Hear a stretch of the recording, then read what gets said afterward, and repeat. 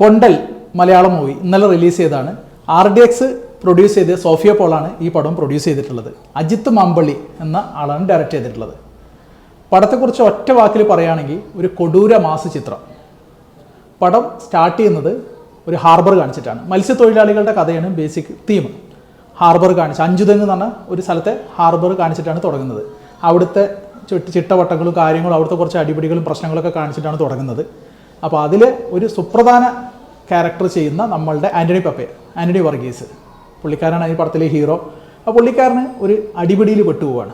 അവിടുത്തെ ഒരു ഇഷ്യൂവിൽ കയറി അങ്ങോട്ട് അവിടുത്തെ അടിപിടിയിൽ പെട്ടുപോയിട്ട് അഞ്ചുതെങ്ങിൽ നിൽക്കാൻ പറ്റാത്ത ഒരവസ്ഥ വരികയും അവിടുന്ന് മുനമ്പം സ്ഥലത്തേക്കുള്ള ഒരു ഹാർബറിൽ പോയി ജോലിക്ക് ജോയിൻ ചെയ്യുകയാണ് ചെയ്യുന്നത്.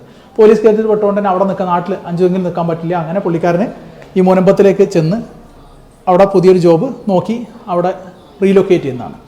അപ്പോൾ അവിടെ ജോബിന് കയറുന്ന സമയം മുതൽക്ക് തുടർന്ന് അങ്ങോട്ടേക്ക് ഉണ്ടാവുന്ന സംഭവ വികാസങ്ങളാണ് ഈ പടത്തിലെ മെയിൻ ഇതിവൃത്തം.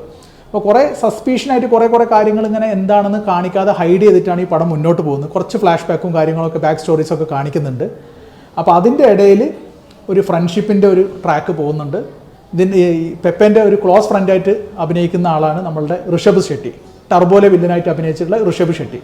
ആ പുള്ളിക്കാരൻ്റെ കുറച്ച് ബാക്ക് സ്റ്റോറീസ് കാണിക്കുന്നുണ്ട്, അവരുടെ ഫ്ലാഷ് ബാക്ക് കുറച്ച് കാണിക്കുന്നുണ്ട്. പക്ഷേ ഒന്നും നീട്ടി വലിക്കാത്ത രീതിയിലാണ് ഇത് കാണിച്ച് മുന്നോട്ട് പോകുന്നത്. ഫസ്റ്റ് ഹാഫ് വരെ പടം നല്ല സ്പീഡിലാണ് പോവുക.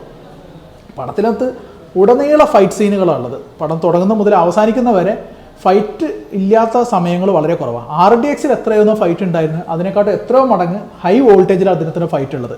നമുക്കറിയാം പെപ്പേൻ്റെ ഫൈറ്റ് അല്ലെങ്കിൽ പെപ്പേൻ്റെ ഇടി എന്ന് പറഞ്ഞു കഴിഞ്ഞാൽ കിൻഡൽ വെയിറ്റുള്ള ഇടിയാണ്.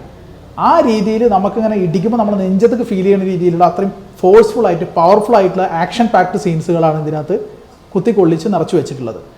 അപ്പോൾ ഫസ്റ്റ് ഹാഫ് നല്ല അടിപൊളിയായിട്ട് നല്ല രസത്തിൽ മുന്നോട്ട് നല്ല സ്പീഡിൽ പോയെങ്കിലും സെക്കൻഡ് ഹാഫിൽ കുറച്ചൊരു ഇമോഷണൽ മെലോ ഡ്രാമ ഒക്കെ കുത്തി കയറ്റി കുറച്ചൊന്ന് സ്ലോ ആയി പോയോ എന്നുള്ളൊരു സംശയം മാത്രമേ ഇതിനകത്തുള്ളൂ.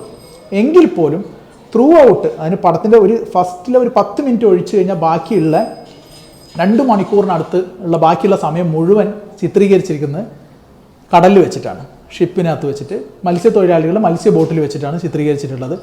അപ്പോൾ അതിൽ ആ രംഗങ്ങളും ഷിപ്പിനകത്തുള്ള കാര്യങ്ങളും ഷിപ്പിനകത്തുള്ള ജീവിതചക്രങ്ങളും കാര്യങ്ങളും അവർ പിന്നെ ഭക്ഷണം ഉണ്ടാക്കുന്നതും കാപ്പി കുടിക്കുന്നതും പിന്നെ അവർ ടോയ്ലറ്റിൽ പോകുന്ന കാര്യങ്ങൾ വരെ എങ്ങനെയാണെന്നുള്ളത് കാണിച്ചു തന്നിട്ടുണ്ട്. അവർ ഡ്രസ്സ് അലക്കുന്ന കാര്യങ്ങൾ വരെ എങ്ങനെയാണെന്നുള്ളത് കാണിച്ചു തന്നിട്ടുണ്ട്. അപ്പോൾ our day to day life നല്ല രസകരമായിട്ട് തന്നെ കാണിക്കാനായിട്ട് ഇതിനകത്ത് ഡയറക്ടർക്ക് കഴിഞ്ഞിട്ടുണ്ടെന്നുള്ളത് വളരെ പ്രശംസനീയമായിട്ടുള്ള കാര്യമാണ്.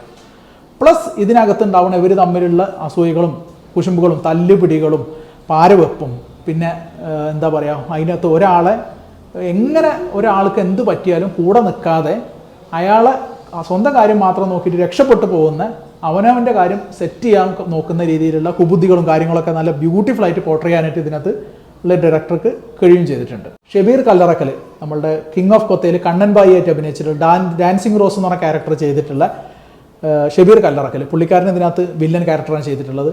നന്ദു നല്ലൊരു ക്യാരക്ടർ ഈ പടത്തിനകത്ത് ചെയ്തിട്ടുണ്ട്. പിന്നെ പ്രമോദ്, അവരൊക്കെ എന്ന് പറഞ്ഞാൽ ടൈം ടെസ്റ്റഡ് ടൈം പ്രൂവൺ ആക്ടേഴ്സാണ്. നല്ല രീതിയിൽ ഉള്ള ഓരോ റോളുകളൊക്കെയാണ് അവർക്കൊക്കെ കൊടുത്തിട്ടുള്ളത്. അത് നല്ല രീതിയിൽ തന്നെ ചെയ്തു വെക്കാനായിട്ട് കഴിയും ചെയ്തിട്ടുണ്ട്. പിന്നെ ഈ കരിക്കിനകത്തുള്ള ഒരു ചേട്ടനുണ്ട്, ഒരു ടോളായിട്ടുള്ള ഹൈറ്റുള്ള ഒരു ഏട്ടനുണ്ട്.